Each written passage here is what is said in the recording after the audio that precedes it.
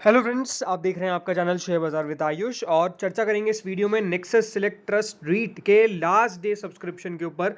कैसा रहा दोस्तों डे 3, इसके बारे में इस वीडियो में डिस्कशन करने वाले हैं। और इम्पॉर्टेंट यही है कि कितना पैसा निकल के आया है ये हम जानेंगे, और कितना यहाँ पर दोस्तों अलॉटमेंट के लिए सब्सक्रिप्शन जो है वो हमको पता करना पड़ेगा, यानी अलॉटमेंट चांसेस क्या है, करंट जीएमपी कितनी चल रही है, ये सब दोस्तों इस वीडियो के अंदर डिस्कस करेंगे। तो वीडियो को पूरा ज़रूर देखिएगा। फर्स्ट टाइम फ्रेंड्स अगर अपने चैनल को विजिट किया है, चैनल को ज़रूर दोस्तों आप लोग सब्सक्राइब कर लीजिएगा। सो फ्रेंड्स, आज Nexus select trust REIT issue close हो चुका है, और अब ये बात ध्यान रखिएगा, अब इसमें आप एप्लीकेशन नहीं लगा सकते हैं। 100 रुपीज़ का प्राइस बैंड है, ये बात ध्यान रखिएगा। जिन लोगों ने भी इशू लगाया, आपको 100 रुपीज़ पर शेयर से ही जो शेयर है वो मिलेगा। ऐसा नहीं है कि उससे कम में मिलेगा, 100 रुपीज़ पे मिलेंगे। कुल मिला के 150 शेयर्स, ये बात आपको पता होनी चाहिए। कुल मिला के 3200 करोड़ का इशू था, जो बीएसई और एनएसई दोनों पर लिस्टिंग होगा। अभी आपको बताऊंगा कि अलॉटमेंट की डेट क्या है, और अलॉटमेंट की डेट यहाँ पर कौन सी है और लिस्टिंग की डेट कौन सी है, ये दोनों हम अभी बात करेंगे। लेकिन अब इम्पॉर्टेंट क्या है कि सब्सक्रिप्शन कितना निकल के आया है, आखिरी दिन पैसा कितना निकल के आया है। बिकॉज पैसा निकल के आना कितना, ये हमारे लिए ज़रूरी क्यों है समझना, क्योंकि ये आपको पता ही होगा कि हाल फिलहाल में एक इशू निकल के आया था, उसका दोस्तों नाम था मैनकाइंड फार्मा। अब मैं मैनकाइंड फार्मा से इसको कंपेयर नहीं, कंपनी को मैं कंपेयर नहीं कर रहा हूँ, अगेन आपको साफ बता देता हूँ। लेकिन एक इंपॉर्टेंट बात क्या है कि उस इशू के अंदर हुआ क्या था, पैसा ज़्यादा निकल के आया और इशू जो है वो ऊपर चला गया। तो ये काफ़ी ज़्यादा मैटर करता है कि जब पैसा ज़्यादा निकल के आता है तो उस इशू के अंदर आपको जब लिस्टिंग होती है तो डेफिनेटली काफ़ी बढ़िया होती है। लेकिन कह सकते हैं इसमें काफ़ी सारे एक्सेप्शंस है। पहला एक्सेप्शन क्या है कि ये एक रीट है और ये पूरी तरीके से आईपीओ नहीं है। मतलब एक आईपीओ है लेकिन एक आईपीओ का फॉर्म है, इसलिए सबसे बड़ा एक्सेप्शन तो यही है कि डेफिनेटली यहाँ पर लिस्टिंग किस प्रकार की होगी ये अपने आप में प्रेडिक्ट करना बहुत मुश्किल है। लेकिन सबसे पहले तो चलिए सब्सक्रिप्शन देख लेते हैं, उसके बाद आगे की हम बात करेंगे। सो फ्रेंड्स, लास्ट डे कितना सब्सक्राइब हुआ है। लास्ट डे दोस्तों जो क्यू आई बीज है, सबसे पहले तो क्यू आई बीज की बात करेंगे तो क्यू आई बीज ने कुल मिलाकर इस इशू को सब्सक्राइब किया है 4.81 टाइम। जी हाँ, 4.81 टाइम दोस्तों क्यू आई बी ने इस इशू के अंदर पैसा लगाया है। इसका मतलब क्या है कि उन्होंने करीबन 48 करोड़ 61,32,150 शेयर्स के लिए बिडिंग करी है। यहाँ पर क्यू आई बी इसका जो पोर्शन है वो कह सकते हैं ठीक सब्सक्राइब हो गया, बिकॉज शुरुआत के 2 दिन में पैसा नहीं आ रहा था। और कुल मिला के क्यू आई बी ने 4,861 करोड़ रुपीज़ के शेयर्स के लिए अप्लाई किया है। तो अनडाउटेडली यहाँ पर क्यू आई बी के द्वारा एक अच्छा खासा सब्सक्रिप्शन हम कह सकते हैं ऑन द लास्ट डे आया है। सब्सक्रिप्शन अच्छा खासा लगाया गया है। और ये बात ध्यान रखिएगा, क्यू आई बी भी डेफिनेटली काफ़ी बार सिर्फ डिविडेंड और टैक्स सेविंग के लिए ऐसे इश्यूज़ के अंदर लगाते हैं। अब बात करते हैं एच एन आई कैटेगरी की। तो एच एन आई कैटेगरी या फिर अदर कैटेगरी से आप कह सकते हैं कुल मिला के 6.23 टाइम सब्सक्राइब हुई है, यानी कुल मिला के 52 करोड़ 42,11,450 शेयर्स के लिए एप्लीकेशन निकल के आई है अदर्स कैटेगरी में। कुल मिला के 5,242 करोड़, जी हाँ 5,242 करोड़ के शेयर्स के लिए अप्लाई किया गया है यहाँ पर। मतलब जो वैल्यू इन सब की मिलाकर तो कह सकते हैं कि यहाँ पर अदर्स कैटेगरी ने अच्छा सब्सक्रिप्शन दिखाया। और कुल मिलाकर इस इशू के अंदर हम कह सकते हैं कि 5.45 टाइम्स का सब्सक्रिप्शन निकल के आया, जो ओवरऑल 10,103 करोड़ रुपए कॉन्स्टिट्यूट करता है। तो 10,000 करोड़ की दोस्तों एप्लीकेशंस हम कह सकते हैं बेसिकली निकल के आ गई है। 10,103 करोड़ की एप्लीकेशंस निकल के आ गई है। इस पूरे इशू के अंदर एक अच्छा खासा सब्सक्रिप्शन हम कह सकते हैं यहाँ पर निकल के आया है इस आईपीओ के अंदर। अब इम्पॉर्टेंट क्वेश्चन क्या है, इम्पॉर्टेंट क्वेश्चन यही है कि क्या अलॉटमेंट किस तरह से मिलेगा।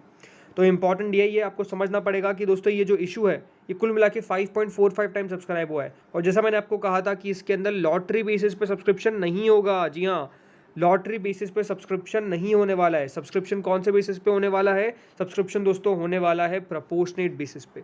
प्रपोर्शनेट मतलब कैसा कि दोस्तों कुल मिला के 5.45 टाइम सब्सक्राइब हुआ है, तो इसका मतलब आप समझ लीजिए कि अगर आपने 5 बिट से ज़्यादा लगाई है, मान लीजिए फॉर एग्जांपल मैंने 6 बिडों के लिए 6 बिट्स के लिए एप्लीकेशन लगाई है, कितनी 6 बिट्स के लिए, तो और ये कुल मिला के कितना हुआ है 5.45 टाइम सब्सक्राइब।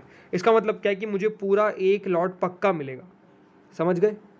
अगर ये आज 10 गुना सब्सक्राइब होता और मैंने 11 बिट लगाई होती तो मुझे एक लॉट पक्का मिलता। तो उस प्रपोर्शन में दोस्तों आपको शेयर्स मिलेंगे। तो जिन्होंने 1 बिट लगाई है हो सकता है कि उनको उस प्रपोर्शन में शेयर मिले। तो अनडाउटेडली आपको समझ में आ गया होगा कि अलॉटमेंट का प्रोसेस किस प्रकार का रहने वाला है। जिसने जितनी बिड लगाई है उसके प्रपोर्शन के अंदर आपको शेयर्स मिलेंगे। जैसे कि अगर मैं इसको एक राउंड ऑफ 5 मान के चलता हूँ, ठीक है, तो अगर मैंने 10 बिड के लिए एप्लीकेशन करा है तो मुझे 2 पूरे लॉट्स मिलने वाले हैं। कितने? 2 पूरे लॉट्स। होपफुली ये आप समझ चुके होंगे। तो इस प्रकार का दोस्तों सब्सक्रिप्शन हमने देखा है इस पूरे इशू के अंदर, और 3 दिनों के अंदर कह सकते हैं ठीक ठाक सब्सक्रिप्शन निकल के आया। पहले दिन कुल मिला के 0.27 टाइम्स, अगले दिन 0.57 एंड तीसरे दिन 5.45 टाइम दोस्तों ये इशू सब्सक्राइब हुआ। अब आगे की कुछ डेट समझ लीजिए।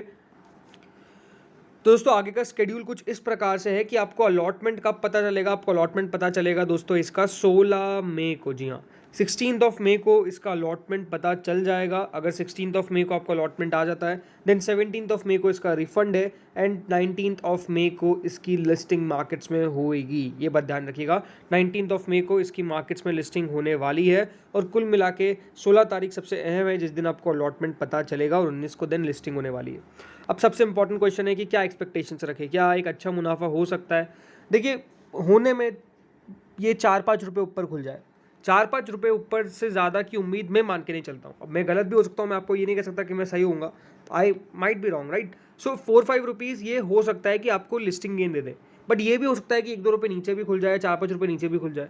तो ये बात ध्यान रखिएगा, जिन लोगों ने भी लगाया उस हिसाब से चलिएगा। मतलब ये नहीं है कि अगर 4-5 रुपये नीचे खुल जाए तो बहुत ज़्यादा आप चौंक जाए, ये एक्सपेक्टेशंस आप करके चल सकते हैं। लेकिन क्या इस कंपनी के अंदर हम लॉन्ग टर्म के लिए पैसा लगाएं? तो एक बात ध्यान रखिए, मैंने भी साफ साफ कहा था कि ये कंपनी वो वाली कंपनी नहीं है जो आपको बहुत अच्छे रिटर्न्स कमा के देगी। ये वो कंपनी है जिसके अंदर आपको पैसा लगाना है तो आप उस विजन से लगाइए कि मुझे डिविडेंड अर्निंग करनी है।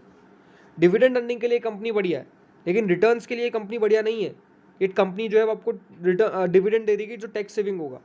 लेकिन अब अगर रिटर्न्स की बात करते तो रिटर्न्स के लिए ये इशू कतई नहीं था, ये इशू बिल्कुल भी नहीं था। ये बात आपको पता होनी चाहिए, बिकॉज रिटर्न्स इसके अंदर बिल्कुल भी नहीं मिलने वाले। रिटर्न्स की उम्मीद ज़्यादा लगा के मत चलेगा, क्योंकि जो कैपिटल एप्रिसिएशन होता है और जो कंपनी पैसा कमाती है उसमें से ऑलमोस्ट 90% डिस्ट्रीब्यूट कर देती है इनके शेयर होल्डर्स को एज एन डिविडेंड।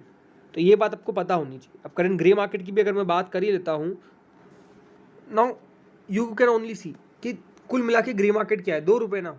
सो 2 रुपये के अंदर क्या एक्सपेक्टेशन करके चलते हो आप कि बहुत बड़ा मुनाफा होगा, राइट। ये पता होना चाहिए आपको कि 2 रुपये के सब ग्रे मार्केट से ज़्यादा फ़ायदा की उम्मीद नहीं लगानी चाहिए। ये बात पता होनी चाहिए जिन लोगों ने भी लगाया। वैसे भी मैं मान के चलता हूँ कि इसके अंदर ऑलमोस्ट उन्हीं लोगों ने लगाया है जो या तो डिविडेंड के तौर पे पैसा अर्न करना चाहते हैं, या तो जिनका विजन ये होता है कि हाँ मुझे 7-8% जो एक एफडी रिटर्न दे देती है उस हिसाब से भी अगर डिविडेंड डील मिल जाए तो बढ़िया है। उन लोगों के द्वारा ही पैसा मोस्टली आया, या फिर कुछ और लोग होंगे जिनके द्वारा पैसा आया होगा, जिनकी अपनी अपनी सोच होगी, राइट। तो ये था दोस्तों इस वीडियो के अंदर। बाकी ये बात ध्यान रखिए, इश्यूज़ काफ़ी निकल के आ रहे हैं। ऑरो इम्पैक्ट्स एंड केमिकल्स के ऊपर भी हम बात करेंगे। अगर आप लोग चाहते हैं कि इसके ऊपर भी एक वीडियो आए आज के सब्सक्रिप्शन के ऊपर कैसा इशू है, तो डेफिनेटली वो कमेंट सेक्शन में मुझे जरूर बताइएगा। देन मैं इसके ऊपर सोचूंगा कि एक वीडियो बनाना है कि नहीं बनाना है। तो जल्दी जल्दी कमेंट करिए, वीडियो को लाइक करिए, शेयर करिए जितना आप कर सकते हैं, ताकि दूसरे लोगों को भी पता चले इस इशू के बारे में। इस वीडियो में इतना ही था। Thank you friends for watching.